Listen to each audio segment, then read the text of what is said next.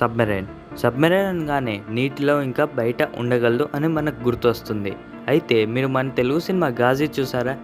అయితే ఆ మూవీలో చూపించినట్టు అసలు సబ్మెరైన్ దేనికి ఉపయోగపడుతుంది? అలాగే సబ్మెరైన్ నీటిలో దిగడం, పైకి లేవడం, టార్పిడోస్తో అండర్ వాటర్ యుద్ధంని మనం చూడవచ్చు. దేశ సరిహద్దుల్లో సముద్రంలో కాపలా కాయడానికి సబ్మెరైన్ ఒక హీరో అని చెప్పాలి. రోజుల తరబడి సముద్ర గర్భంలో ప్రయాణం, ఊపిరి బిగబట్టి చేసే ప్రయాణం. అసలు సబ్మెరైన్స్ ఎందుకు కనిపెట్టారు? ఎవరు కనిపెట్టారు? అసలు సబ్మెరైన్ ఎలా పనిచేస్తుంది? ఇవన్నీ విషయాలు మనం ఈ టాపిక్లో తెలుసుకుందాం. Let's dive into the video.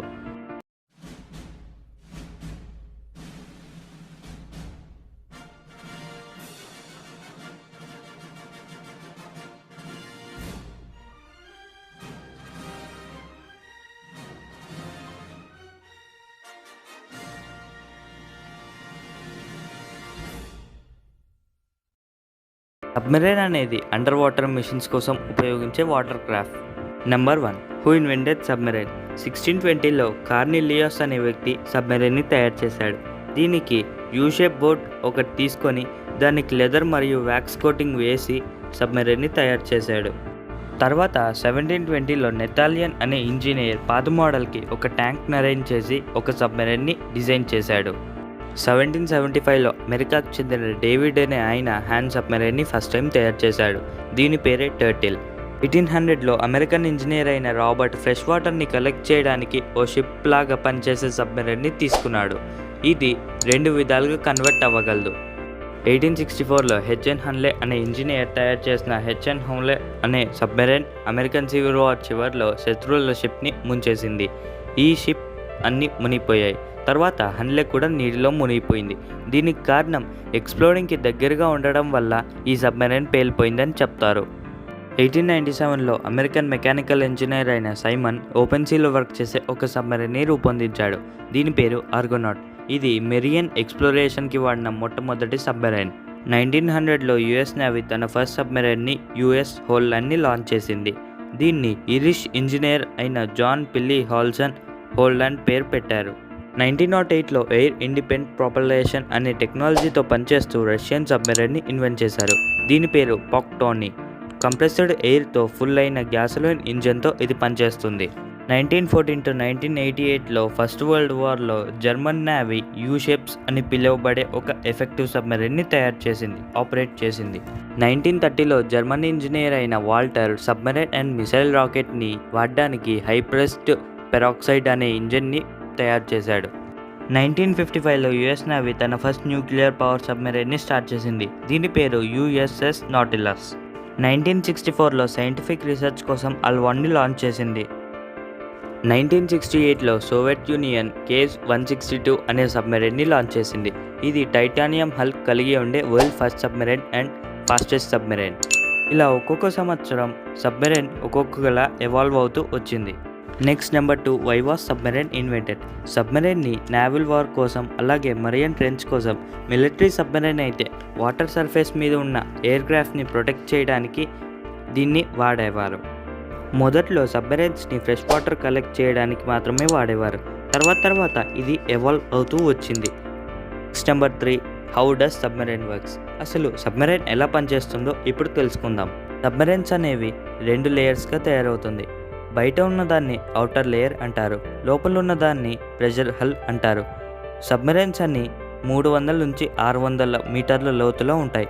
ఇక్కడ భూమిపైన ఉండే ప్రెషర్ కన్నా 60 రెట్లు ఎక్కువ ప్రెషర్ ఉంటుంది. అంత ప్రెషర్ని తట్టుకోవడం కోసం పైన ఉన్న ప్రెషర్ హల్ అండ్ ఔటర్ లేయర్ని స్టీల్ అండ్ టైటానియంతో తయారు చేస్తారు. 3 ఇంచుల మందం ఉండేలా తయారు చేస్తాడు. ఈ రెండింటి మధ్యలో కలిగి ఉండేది బలాస్ట్ ట్యాంక్ అంటారు. సబ్మెరైన్ని కట్ చేస్తే మొత్తం మనకి ఇలా కనిపిస్తుంది. ఈ రెండింటి మధ్యలో ఖాళీ స్థలాన్ని బలాస్ట్ ట్యాంక్ అంటారు. ఈ ట్యాంక్ వల్ల సబ్మెరైన్స్ పైకి వెళ్ళగలవు, నీటిలోకి వెళ్ళగలవు. ఔటర్ లేయర్కి కింద 2 లేయర్స్ ఉంటాయి. లోపల ఉన్న లేయర్కి కూడా ఒక వాల్ ఉంటుంది. దీన్ని లోపల తీసుకువెళ్ళడానికి, బయటికి తీసుకొని రావడానికి ఈ 2 లేయర్స్ని ఓపెన్ చేస్తారు. దీంతో వాటర్ అనేది ఈ 2 వాల్స్ ద్వారా బలాస్ట్ ట్యాంక్లోకి వెళ్తాయి. సబ్మెరైన్ యొక్క బరువు పెరిగి అది లోపలికి వెళ్తుంది. సబ్మెరైన్స్ని పైకి తేవాలంటే లోపల ఉన్న హై ప్రెషర్ కంప్రెస్ని బలాస్ట్ ట్యాంక్లోకి రిలీజ్ చేస్తారు.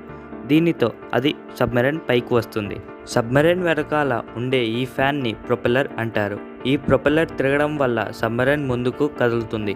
ఈ ప్రొపెల్లర్ రివర్స్లో తిరిగితే సబ్మెరైన్ వెనక్కి కదులుతుంది. వెనక భాగంలో ఉండే వీటిని రెడ్డార్స్ అంటారు.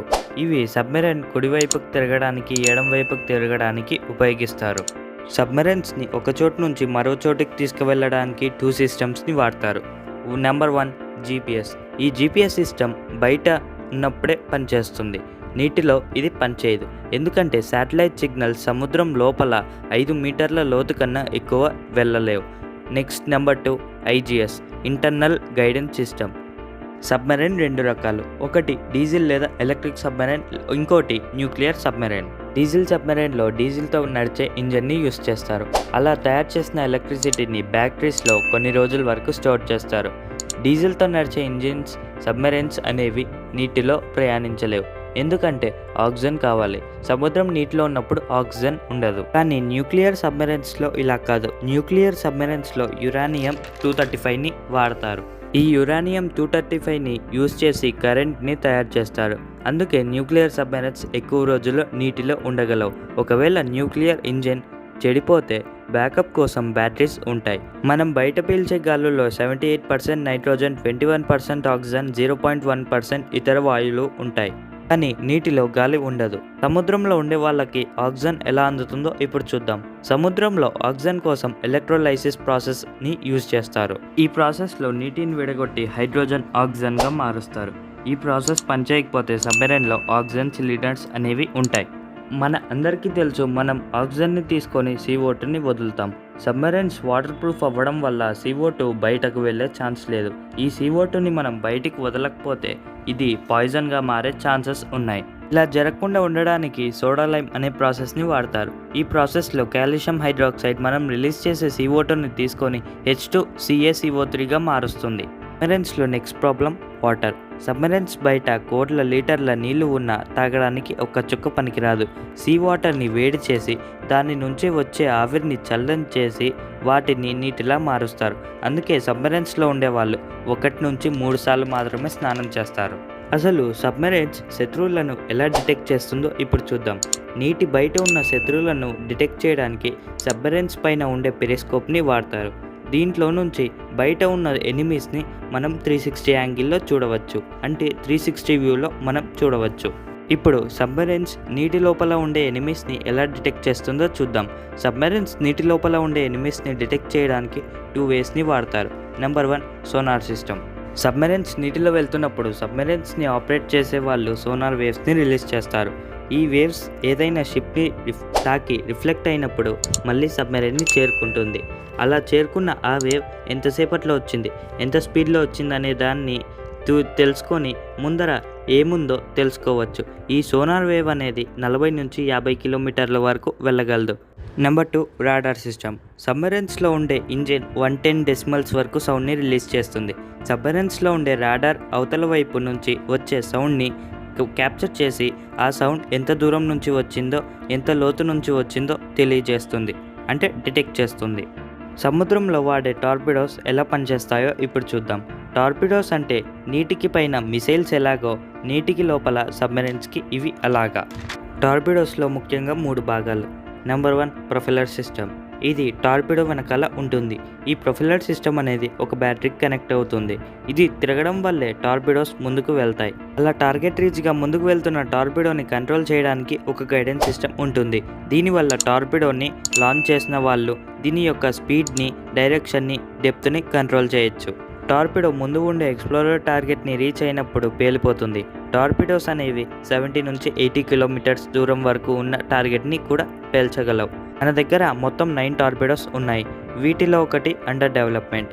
వీటిలో అన్నిటికంటే పవర్ఫుల్ వారణాస్త్ర. టార్పిడోస్ని సబ్మెరైన్ ముందు భాగంలో మరియు వెనక భాగంలో టార్పిడో ట్యూబ్స్లో అరేంజ్ చేస్తారు.